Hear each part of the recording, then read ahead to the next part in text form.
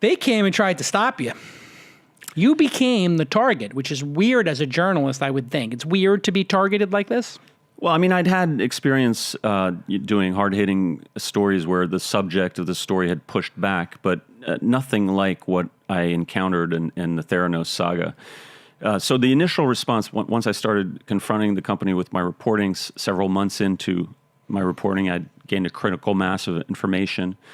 And I went to Theranos, and at first they put me off. They hired an external PR guy to just sort of give me the runaround. And after about 2 months of that, I told them, this strategy is not going to work. I'm not going to go away. Meanwhile, Elizabeth Holmes was making the rounds of tech conferences, healthcare conferences, giving an interview to just about every other journalist in America. She's on the cover of like 20 publications. Right. She was on Carreyrou one evening, which is when I really lost my patience. Yeah. And the next day I said to this So she will return to your call, but she's on Carreyrou and every other event.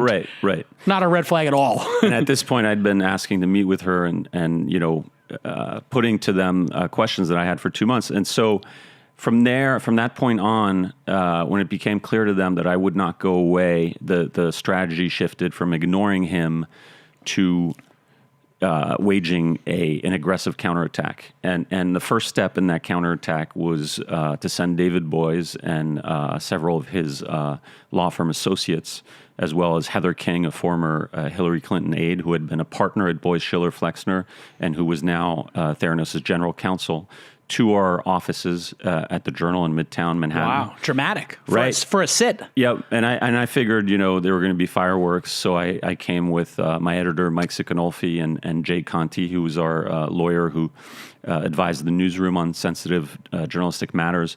And we kind of had a showdown for 5 hours in this conference room. 5 hours? Right. What happens? You walk in and what?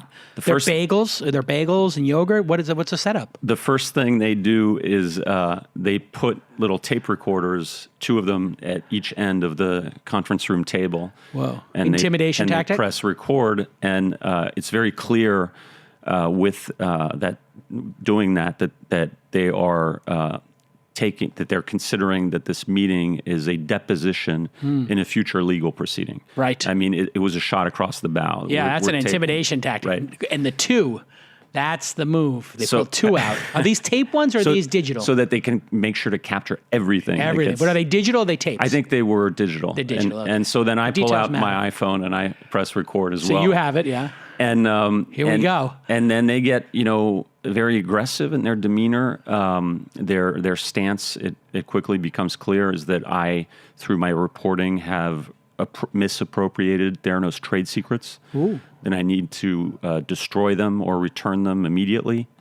I have a list of 80 questions that I had sent them 2 weeks prior that they'd had plenty of time to prepare for. Reasonable. And try to start going through them. And, at the heart of these questions is, how many of the blood tests on the menu, how many of the 250 tests are done with actual Theranos technology, and how many are done with commercial machines that you've hacked? Yeah.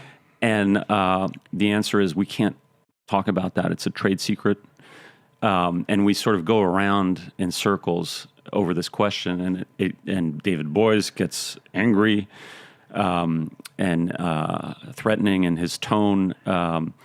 And what does he say? Like, don't you know who I am? I could bury you guys? He tells us that, he tells us at one point that he's going to send us a letter after the meeting that's going to make clear Theranos' legal stance, which we did get 3 days later. And the letter and other letters, pretty much threatened to sue us if we didn't abandon our reporting. But he also said that the only way that we were going to get responses to our questions was if we signed NDAs, because the Theranos proprietary technology, these trade secrets, were so valuable that Quest and LabCorp, the 2 dominant players in the lab industry, were trying to find out answers to these questions by any means possible. It's interesting you mentioned that, because when that came up and I heard that was part of the excuse, that they were, that this was some grand conspiracy, I just thought to myself, well, that sounds like a hogwash to me. Like, Supposedly, Quest and LabCorp were conducting industrial espionage to try to find out the answers to these very questions that I was asking. Through a Pulitzer Prize-winning team member of the Wall Street Journal. Seems like a great route to go. Right. Yeah, no, that became the line later, that I was in league with Quest and LabCorp. At the point of that meeting, it wasn't so much that I was in league with them, it was that we need to sign NDAs because the information is so valuable. Did you ever find out if David Boies actually knew how absolutely insane the actual state of the company was at that time? Or do you think he just went out there and blindly defended her? I think it's more the latter. I don't think he realized the shenanigans that were going on in the lab. I don't think he realized that fewer than 12 of the tests were being done with Theranos technology. So he was, in a way, a victim, is a well-paid one. Right. I mean, the behavior of his law firm is, and we can get into that after that 5-hour meeting. There were more twists and turns, and I find their behavior reprehensible, really, and beyond the pale. But as far as his knowledge, they would use any means necessary to try to get the story killed. They're that kind of law firm. Within days of that 5-hour meeting, I came to the conclusion that one of my sources, a young woman by the name of Erica Chung, who's a character in the book, was being surveilled because a man shows up in an SUV late one night at the parking lot of her new employer in Sunnyvale, California. And she comes out, and the man walks out of the SUV, makes a beeline toward her with an envelope. Inside the envelope is a letter from David Boies telling her she must meet with him and his associates by a certain day and at a certain time, otherwise she's going to be sued. And the address on the envelope is the address of a colleague of hers and friend who lives in East Palo Alto. And Erica has been staying at this colleague's place for less than 2 weeks at that point. Wow. No one other than the colleague even knows that this is where Erica is living. Wow. Not even her mother. So they're surveilling. There is no other way to know that she's living there than to have followed her. And so she calls me, and at that point, it's kind of a funny moment because I'm in my car in Brooklyn. I live in Brooklyn. And you're a Brooklynite too, right? You have to move your car for street cleaning. Alternate side of street parking, We all know. And so I'm sitting in my car, double parked in my neighborhood in Brooklyn, waiting for the street cleaner to go by, listening to the radio, and my phone rings. I answer, turn the radio down, and it's Erica, and she is petrified. Of course. She has spent the weekend at her friend's house, not gone outside with the blinds, closed. She doesn't know what to do. She's become convinced that she's being followed. She explains to me the incident in the parking lot the previous Friday. We're now Monday morning, and I agree with her that there's only one possible conclusion, which is that they've had private investigators following her. But I tell her I'm pretty sure this is only recent, that the surveillance is only recent, and that they don't have proof that you're a confidential source of mine. And so I managed to convince her not to go to the meeting with the Boies Schiller attorneys and to just go about her business. She no longer works for Theranos. She has no obligation to even acknowledge any attempts to make contact with her. And I tell her, just go about your business. Yeah. But then the scorched earth campaign of intimidation of my source picks up. And one of the other sources that I had gotten in contact with to corroborate what my first source had told me was a young man by the name of Tyler Schultz, whose grandfather is George Shultz, the famous former Secretary of State under Reagan, who essentially won the Cold War.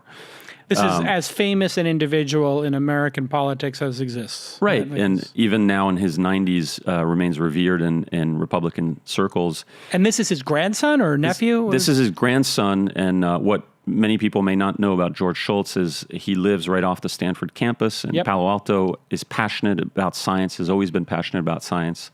Elizabeth had met him in early 2011 through someone at Stanford Medical School, and she had wowed him with the claims of what her technology could do. And he had shortly thereafter joined her board and then introduced her to all his buddies at the Hoover Institution, the think tank on the Stanford campus. And so that's how she came to meet Henry Kissinger and Bill Frist, Sam Nunn, Bill Perry, who was Secretary of Defense under Clinton, and before long had this sterling board. Tyler had been introduced to Elizabeth at his grandfather's house and had gone to work there for a summer as an intern. And then upon graduating the next year in the fall of 2013, had gone to work there full time and had spent 8 months at the company and become convinced that the company was built on a series of lies and was essentially a fraud, and had tried to alert his grandfather, George, to this. To protect him. To protect him, and also because he was concerned about unreliable test results. People's lives. People's the lives, balance, that's yeah. right.